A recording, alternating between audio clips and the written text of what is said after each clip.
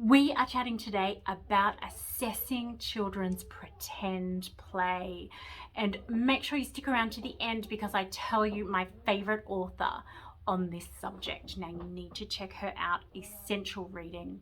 I'm Michelle Newby and I'm from Stepping Up.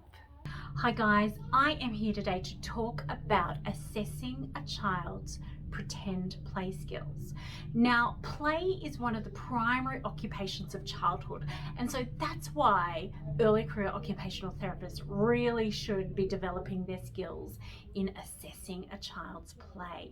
So there are 6 key areas that we look at when we are assessing a child's play, and I'm going to take you through each of these areas. So the first area that we look at is play scripts.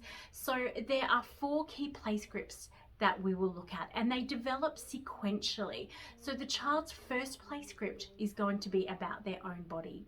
So that might be that they're pretending to drink from a cup of water, but there's no water in there, so they're pretending. So it's about their body.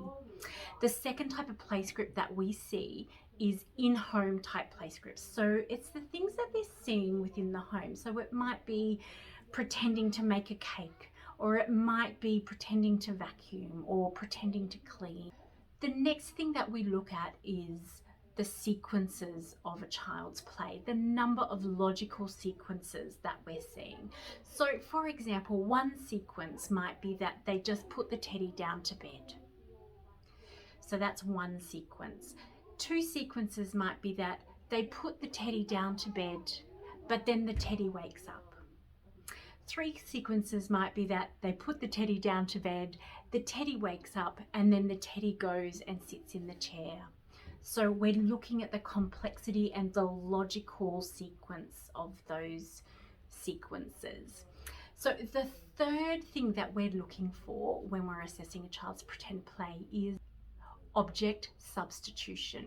So object substitution is where the child is able to substitute an alternate object for something that they're very familiar with. So an example of that might be that they are using a cardboard box as a car, or they might use a stick as a broom. So they're able to project a meaning onto an item that is actually not that item.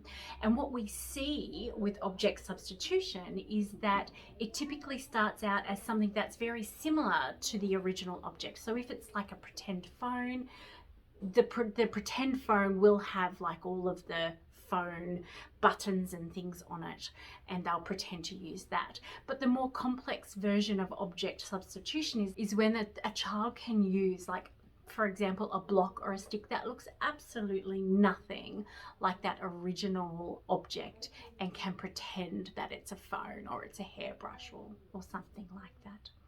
So the next item that we will assess when we're looking at pretend play is the child's social play.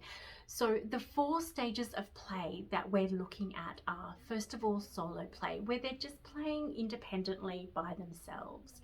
The second stage is parallel play, where they're playing side by side another child, and they might be noticing what the other child's doing, but they're not really getting involved in that child's play. The third type of social play that we're looking at is associative play, and that's where the child is sitting side by side the other child, observing that child's play and getting involved somewhat in their play, but not in a cooperative way, just in an associative way. And then the final and the highest level of play that we're looking for when we're assessing pretend play is cooperative play. So where the children are coming together and they can play together and negotiate and solve problems together. The next thing that we're looking at when we're assessing pretend play in children is their doll and teddy play. So being able to play with a doll or a teddy appropriately indicates that they can impose meaning on another character. And when children are around 2 years old, they actually really genuinely believe that this doll or this teddy is truly alive. And so what we're looking for is, are they treating that doll or that teddy like a real living person? And you can check that by seeing, are they carrying it the right way up, or are they just kind of holding it by their foot, and or that they're not really thinking that this is a true living teddy bear.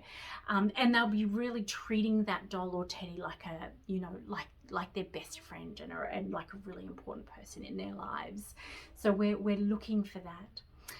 The final thing that we're looking for when we're assessing pretend play is whether a child is able to participate in role play.